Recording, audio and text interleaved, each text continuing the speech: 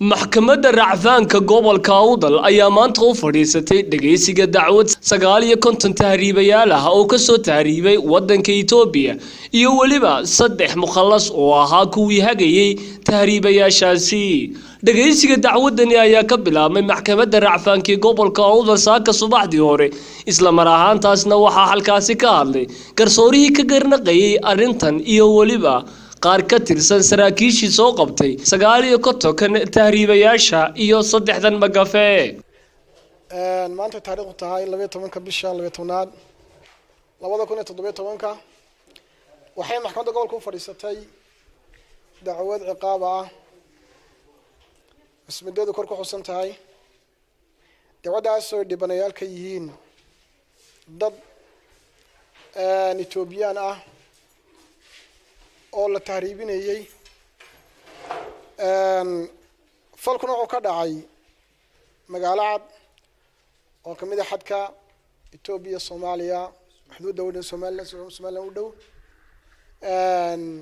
dadkaas oo ka kooban 59 qof oo maxkamadda hadda la keenay marag muujina loo keenay dadkii la tahriibinayay laga talaabay markaa waddanka in la gudbiyo.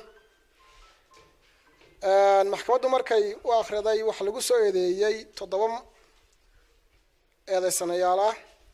7 eedeysano 3 kamid ah ciidanka booliska waxay ku soo dhigeen gacanta ku soo dhigeen fadhiga maxkamadduna wuxuu yahay dacwadana waxay sii socon doontaa dhageysigeedu waxa loo mudeeyay maalinta bisha ay tahay 13 bisha 12aad 2017. وبالله التوفيق.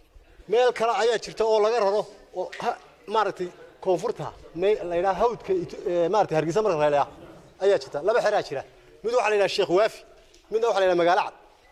labada meelood qaranka ayay dhibaato ku yihiin mushkilad joogta ayay ku hayaan.